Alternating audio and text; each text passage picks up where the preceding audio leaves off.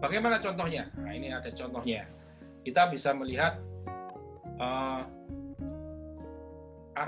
sebuah artikel model kewirausahaan, model konstruksi kognitif metafora kewirausahaan dalam pendekatan konseptual. Ini bisa dilihat di alamat artikelnya di sini, di atas ini ya.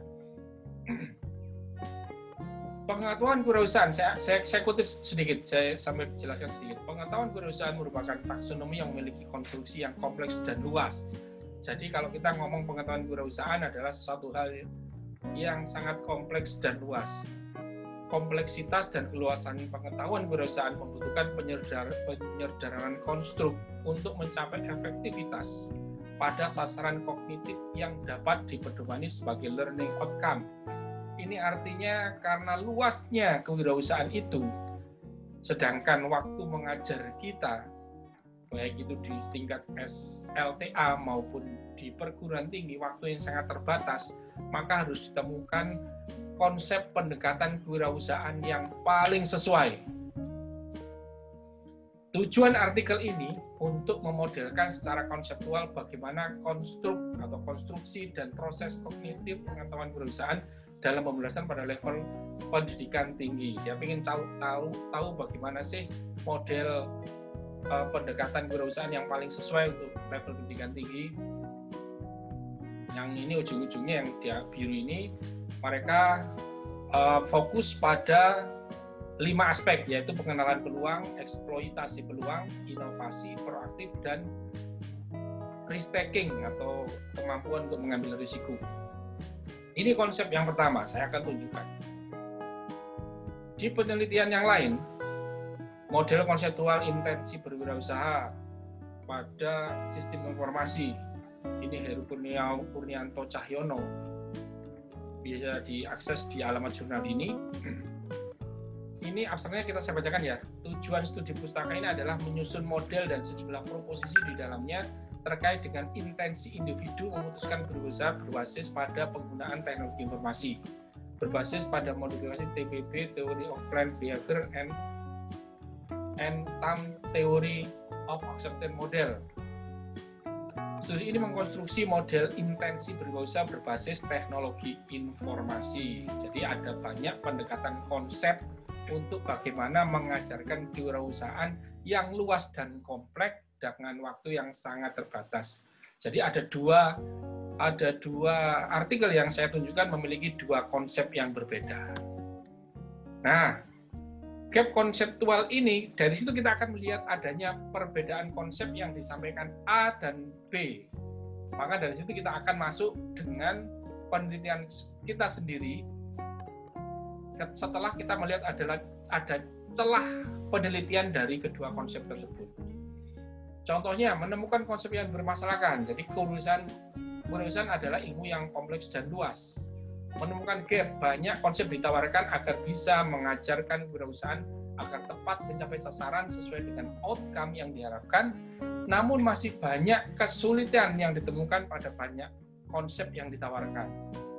Kemudian, apa yang bisa kita teliti atau membuat pertanyaan penelitian? Pertama adalah bagaimana membuat konsep pembelajaran kewirausahaan di perguruan tinggi yang tepat. Nah, itu yang harus kita cari, yang akan kita teliti. Ini memunculkan, nah ini saya bahas lebih lanjut. Yang pertama adalah model konstruksi metafora kewirausahaan, pendekatan konseptual, memunculkan 5 variabel penting yang perlu diajarkan, yaitu pengenalan peluang, eksploitasi, inovasi, proaktif, dan risk taking, agar orang bisa menguasai tentang kewirausahaan sesuai dengan artikel yang pertama. Artikel yang kedua, model konseptual intensi berwirausaha berbasis teknologi informasi, ada 6 variabel penting, yaitu sikap, persepsi, risiko, norma subjektif, dan konsekuensi dari ketiga variabel tersebut. Gap konseptualnya apa?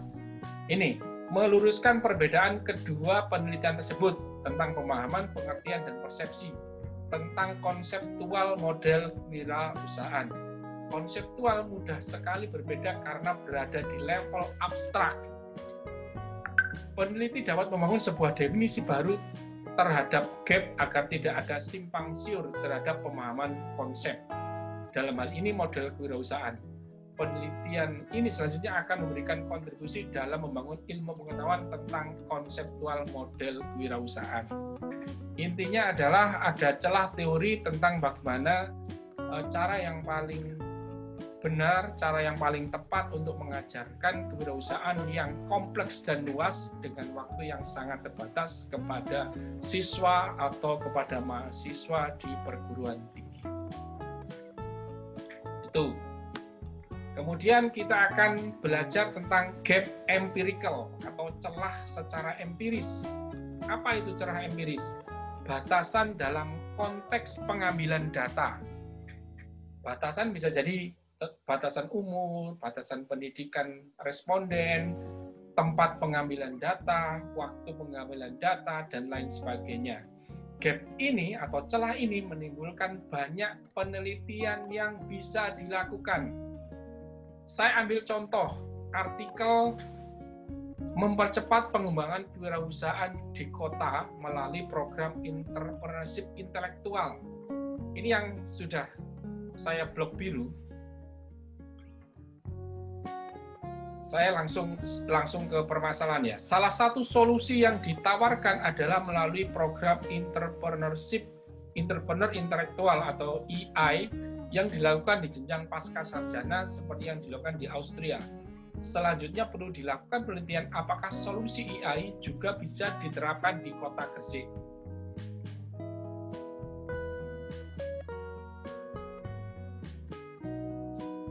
Jadi entrepreneur intelektual adalah sebuah solusi yang pernah ditawarkan dan berhasil itu di sebuah daerah, di sebuah negara, yaitu di Austria. Nah, peneliti ini ingin menguji konsep tadi itu, entrepreneur intelektual, apakah itu juga berhasil bila itu dilakukan di kota Gresik. Nah, jadi gap empiris ini adalah pengambilan data itu dirubah. Kalau dulu itu tempatnya di Austria, sekarang tempatnya di Indonesia, dalam hal ini di kota Gresik. Apa saja yang bisa dirubah, Pak? Yang bisa dirubah banyak.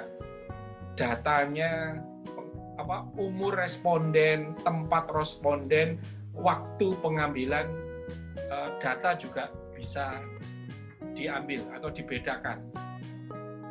Baik, kita coba contoh yang lain. Misalkan ini. Jadi kalau saya coba masuk ke Google Scholar, ya, seperti ini Google Scholar, kemudian saya search dengan nama Benny Dwi Komara, akan muncul penelitian-penelitian saya.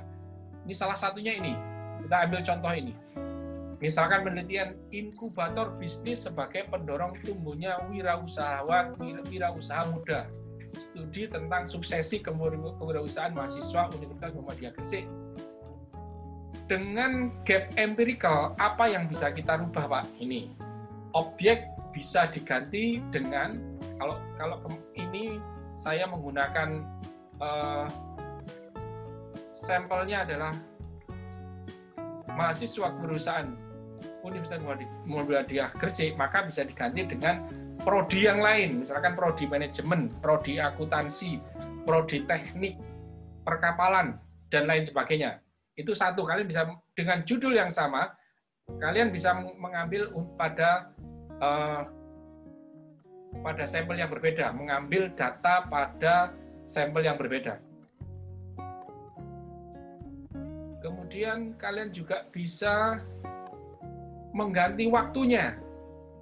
Mungkin waktunya ditambahi pada masa sekarang, atau pada masa krisis, pada masa pandemik, pada masa Orde Baru, pada masa krisis, dan lain sebagainya. Beda nggak ini perilakunya ini? Apakah nanti penelitiannya akan tetap sama seperti ini atau berbeda ketika waktunya berbeda? Tentu secara logika ini akan memunculkan hasil yang berbeda. Jadi akan beda. Inkubator bisnis mendorong tumbuhnya wirausaha ketika dilakukan pada masa pandemik dan pada masa normal. Apa Pak berbedanya? Silakan dilakukan penelitian. Nanti dibandingkan dengan penelitian yang terdahulu.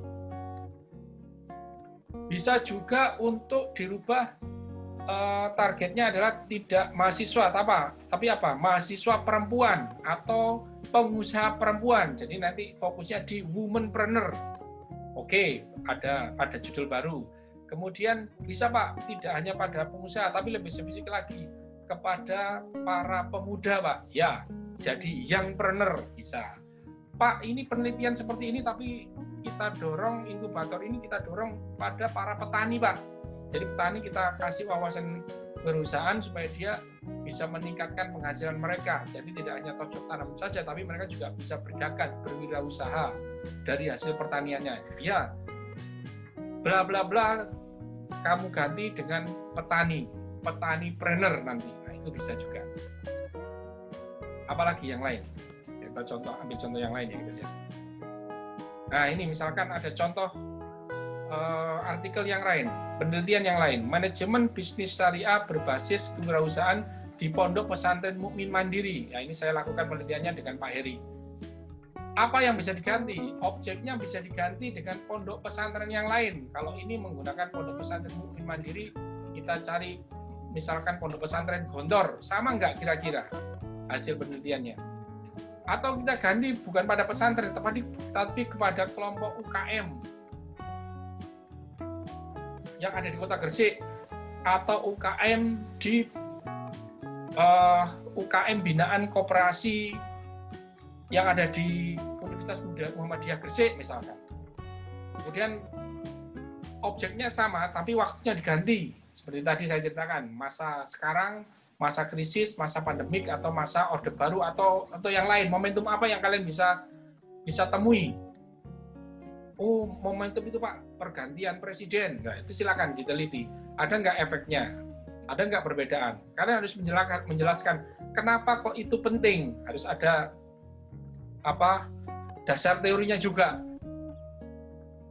Nah, ini atau ini tadi yang womanpreneur, petani, petambak, itu juga bisa. Jadi gap empirical ini bisa memunculkan banyak sekali judul dari penelitian yang terdahulu. Oke, saya masuk ke gap research yang lain, yaitu gap metodologi.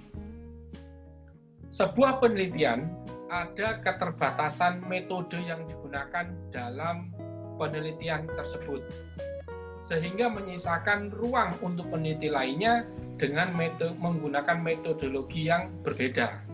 Metodologi yang dimaksud di sini adalah cara mengumpulkan data-data dari lapangan.